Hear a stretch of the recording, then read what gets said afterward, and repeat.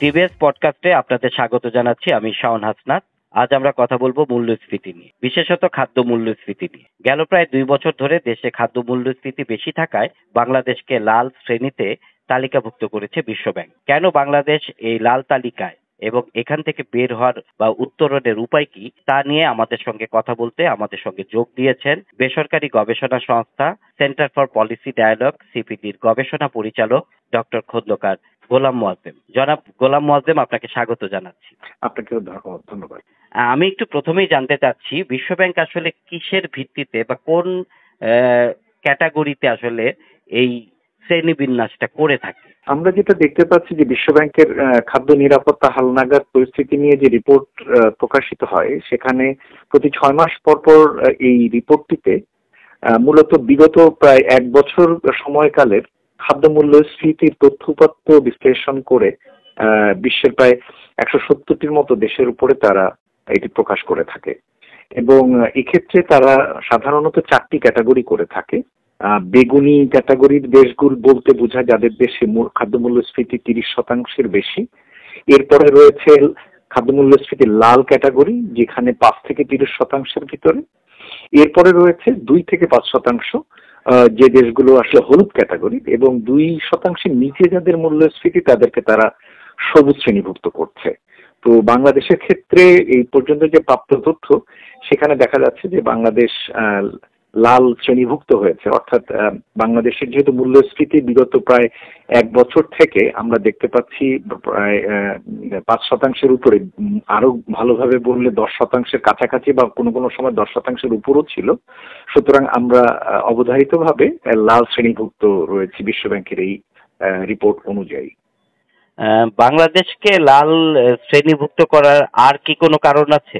আমার ধারণা, যেভাবে বিশ্বব্যাংকের শ্রেণীবিন্যাসটি, তাতে লাল শ্রেণীভুক্ত হবার আসলে বিকল্প অন্য কিছু না থাকারই কথা। তার কারণ হচ্ছে এখানে 5 থেকে 30% পর্যন্ত মূল্যস্ফীতির দেশগুলোকে বিবেচনা করা হয়েছে। সাধারণত যেটি দেখা যায় যে সমস্ত দেশে খাদ্য সরবরাহ স্থিতিশীল, পণ্য মূল্য স্বাভাবিক এবং বাজারে খাদ্য ব্যবস্থাপনা স্বাভাবিক পর্যায়ে রয়েছে, সে সমস্ত দেশগুলোতে 5% নিচে দেখা যায়। কিন্তু এর উপরের দেশগুলোতে বিভিন্নভাবে সরবরাহজনিত সমস্যা অথবা আমদানিকৃত বাজারের সঙ্গে কারেন্সি এক্সচেঞ্জ রেটের জটিলতা অথবা বাজার ব্যবস্থাপনায় সমস্যা, এই সমস্ত কারণগুলো হতে থাকে যখনই সেটি 5-6% উপরে যেতে শুরু করে। তো সেই হিসেবে তারা সর্বোচ্চ 30% পর্যন্ত যে দেশগুলো, তাদেরকে তারা লাল শ্রেণীভুক্ত রেখেছেন। সুতরাং আমার মনে হয় যে দীর্ঘকাল থেকে বাংলাদেশে আমরা 5 থেকে 6% যে একটা নিম্ন মূল্যস্ফীতি দেখে এসেছিলাম, তো সেখান থেকে সাম্প্রতিক বছরগুলোতে আমরা, যেহেতু আমাদের বৈদেশিক মুদ্রার রিজার্ভ পরিস্থিতি দুর্বল, আমদানিকৃত খাদ্যের ক্ষেত্রে আমাদের এক্সচেঞ্জ রেটের দুর্বলতার জন্য বেশি মূল্য বহন করতে হচ্ছে। অভ্যন্তরীণ উৎপাদনেও, বিশেষ করে চালের উৎপাদনও দুর্বল গিয়েছে বিগত প্রায় বছরকাল ধরে, বিশেষ করে আমন পরবর্তী গত 5-6 মাস ধরে। সবকিছু মিলে আমার কাছে মনে হয় যে এই জায়গাগুলো একটি যৌক্তিক কারণ। আর বাজার ব্যবস্থাপনা নিয়ে তো দীর্ঘদিন আমাদের সমস্যা রয়েছে।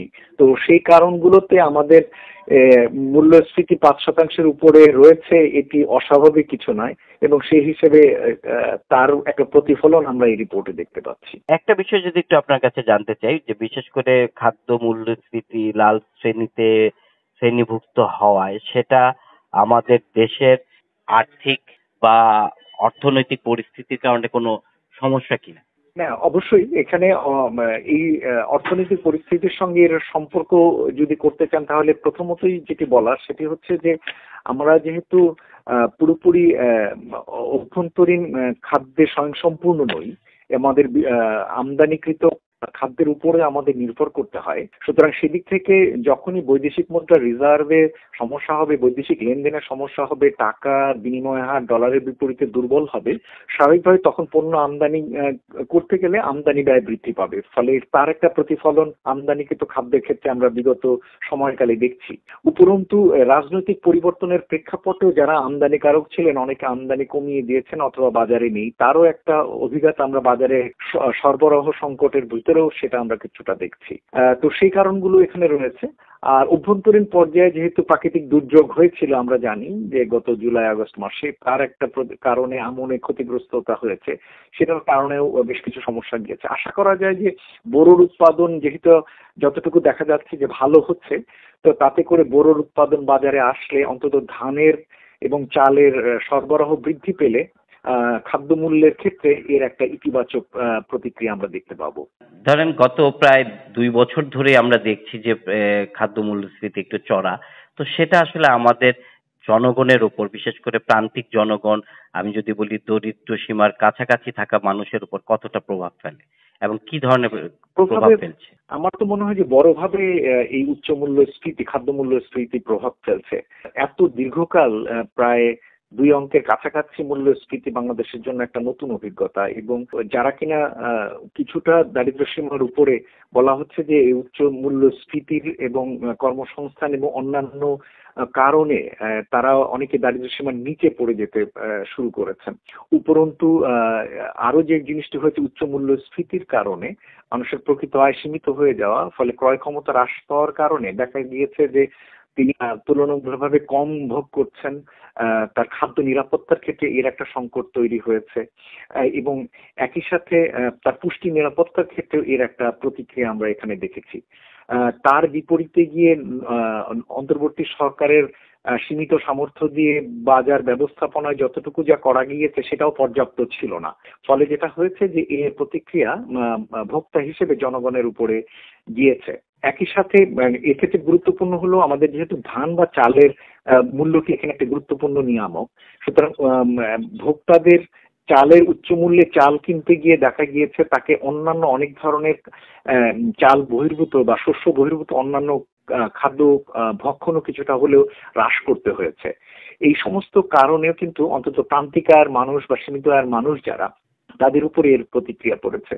উপরন্তু রাজনৈতিক অনিশ্চয়তা বা অস্থিরতার কারণেও কর্মচ্যুতি ঘটছে, বেকারত্ব বাড়ছে, নতুন কাজের সুযোগ কম সৃষ্টি হচ্ছে, আয় বৃদ্ধি হচ্ছে না। এই সবগুলো কারণও কিন্তু এই উচ্চ মূল্যস্ফীতির প্রতিক্রিয়াটিকে আরো উস্কে দিয়েছে। সুতরাং তার একটা ফলাফল আমরা এখন দেখতে পাচ্ছি যে দারিদ্র্য সীমার হার বৃদ্ধি পাওয়া, সেটাও এই মূল্যস্ফীতিজনিত সমস্যার একটা প্রতিক্রিয়া। খাদ্য মূল্যস্ফীতিতে আমরা এখন আসলে লাল তালিকায় আছি। আমরা যদি মানে হলুদ বা সবুজের দিকে যেতে চাই, তাহলে সেক্ষেত্রে আমাদের করণীয় কি হতে পারে বলে আপনি মনে করেন? দেখুন, আমাদের জন্য যে সমস্যাগুলো এখন তৈরি হয়ে আছে, তার ভিতরে একটা বড় কারণ হলো আমদানিকৃত খাদ্যপণ্য আমাদেরকে উচ্চ মূল্যে আনতে হচ্ছে। বৈশ্বিক বাজারে মূল্য কমে গেলেও আমরা দেখতে পাই যে আমাদের অভ্যন্তরীণ বাজারে মূল্য কমছে না, কেননা টাকার বিনিময় হারের দুর্বলতার এর একটা কারণ। দ্বিতীয়ত হলো যে সীমিত সংখ্যক আমদানিকারকের কারণে এবং তার রাজনৈতিক পরিবর্তনের প্রেক্ষাপটে অনেকে আমদানি কমিয়ে দেওয়া বা বাজারে না থাকার প্রেক্ষাপটেও সরবরাহ ঘাটতি তৈরি হচ্ছে। সুতরাং এক্ষেত্রে আমদানি পর্যায়ে আরো বেশি সংখ্যক আমদানিকারককে যুক্ত করা প্রয়োজন, যাতে করে আমদানি স্বাভাবিক থাকে, সেদিকে একটি নজর দেওয়া। উপরন্তু আমাদের টাকার বিনিময় হার যদি ইতিবাচক হয়, অর্থাৎ শক্তিশালী হয় টাকা বা স্থিতিশীল থাকে, সেটাও আমাদের আমদানি ব্যয় কমিয়ে আনতে সহায়তা করবে। আশা করা যায় যে যদি বোরোর উৎপাদন ভালো হয়, যেটা চাল আমাদের খাদ্য মূল্যস্ফীতির ক্ষেত্রে সবচেয়ে গুরুত্বপূর্ণ নিয়ামক, সেটি যদি স্থিতিশীল থাকে এবং বোরো উৎপাদন যথেষ্ট যদি ভালো পাওয়া যায়, তাহলে সেটাও মূল্য কমানোতে, খাদ্য মূল্য কমানোতে একটি ইতিবাচক ভূমিকা রাখবে। তবে বোরো আসতে আসতে আরো বেশ কিছুকাল লেগে যাবে। এই সময়কালে যাতে বাজারে বড় সরবরাহ ঘাটতি না হয়, সুতরাং চালের সরবরাহ যেন অব্যাহত থাকে, আমদানি যাতে সহজ হয়, চাল যদি আরো কিছুকাল আমদানি করার সুযোগ থাকে, কেন তুলনামূলক কম আমদানি হয়েছে, আমদানিকে যদি বৃদ্ধি করা যায়, সেটিও এখানে একটি গুরুত্বপূর্ণ বিষয় হবে। আর একটি বিষয় হলো যে বাজারের ক্ষেত্রে কিছু দীর্ঘমেয়াদী সংস্কার করা দরকার, কেননা বাজার ব্যবস্থাপনায় আমরা অতিমাত্রায় বড় বড় গোষ্ঠী, সাপ্লাই চেইন গুলোর উপরে তাদের প্রভাব এবং এগুলোতে মনিটরিং এর ক্ষেত্রে দুর্বলতা এবং তাদের বিরুদ্ধে ব্যবস্থা নেবার ক্ষেত্রে অক্ষমতা, এই জিনিসগুলোর কারণে সাপ্লাই চেইন গুলোতে আমরা গভর্নেন্স অর্থাৎ সুশাসনগত দুর্বলতা তৈরি হয়েছে। সেই জায়গাগুলোতে প্রত্যেকটি গুরুত্বপূর্ণ খাদ্য পণ্যের জন্য যে সাপ্লাই চেইন, সেগুলো ডিজিটালাইজেশন দরকার। এগুলোতে যাতে রেজিস্টার্ড ব্যবসায়ীরা ছাড়া অন্য কোনো আনরেজিস্টার্ড ব্যবসায়ী যাতে এই বাজারে লগ্নি বা ব্যবসা না করতে পারে সেটি নিশ্চিত করা, পণ্য মজুদ, বিতরণ, উৎপাদন, বিপণন, কে কিনছেন, কে কোন মূল্যে বিক্রি করছেন সে সমস্ত তথ্যপত্র ডিজিটালাইজ করা, এই ধরনের ব্যবস্থা নেওয়া সময় সাপেক্ষ হলেও আমরা মনে করি যে এগুলো শুরু করা দরকার। দুর্ভাগ্যজনকভাবে বারবার বলার পরেও আমরা এখন পর্যন্ত বাণিজ্য মন্ত্রণালয় অথবা খাদ্য বা কৃষি মন্ত্রণালয়ের পক্ষ থেকে ডিজিটালাইজেশনের ক্ষেত্রে খুব বড় কোনো উদ্যোগ দেখতে পাচ্ছি না।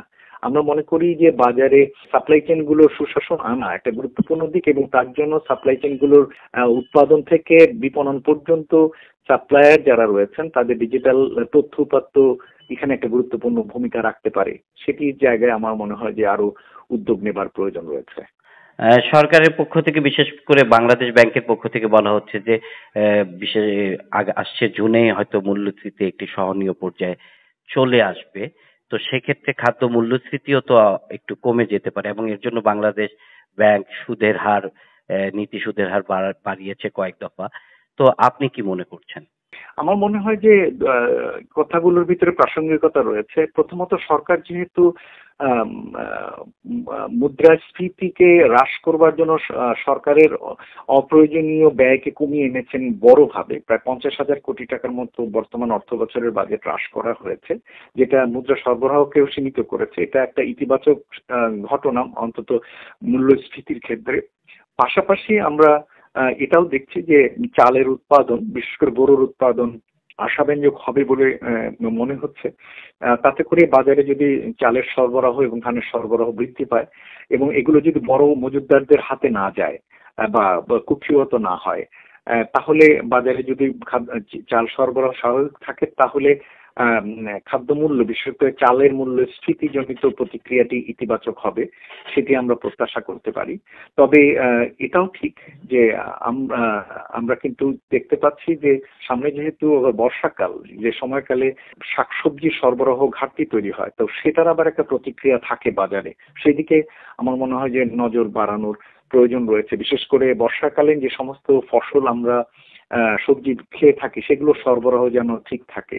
বিশেষ করে আলুর সরবরাহ একটা গুরুত্বপূর্ণ দিক, পেঁয়াজের সরবরাহ গুরুত্বপূর্ণ দিক, সেই জিনিসগুলোর দিকে নজর রাখার দরকার আছে বলে আমরা মনে করি। ফলে এই পরিস্থিতিতে মূল্যস্ফীতি আমার ধারণা যে কমে আসবে বলে মনে হয়। তবে মনে রাখা দরকার যে বিশ্বব্যাংকের এই লাল তালিকা থেকে বেরিয়ে আসতে হলে তারা কিন্তু গড়ে বিগত 1 বছরের তথ্য বিশ্লেষণ করে। সুতরাং সেই হিসেবে একবারের জন্য এটা কমে আসা বা 5% নিচে নেমে যাওয়াটাই পর্যাপ্ত না। এটা ধারাবাহিকভাবে নিম্ন স্থিতিতে থাকা বা নিম্ন পর্যায়ে স্থিতিশীল থাকা, সেটা এখানে একটা গুরুত্বপূর্ণ নিয়ামক। আমার মনে হয় যে সেই জায়গাটিতে পৌঁছতে অথবা আগামী 1 বছরে আমরা লাল শ্রেণীর বাইরে যেতে পারবো সেটা সম্ভবত না। ধন্যবাদ আপনাকে আমাদেরকে সময় দেওয়ার জন্য। আপনাকে ধন্যবাদ।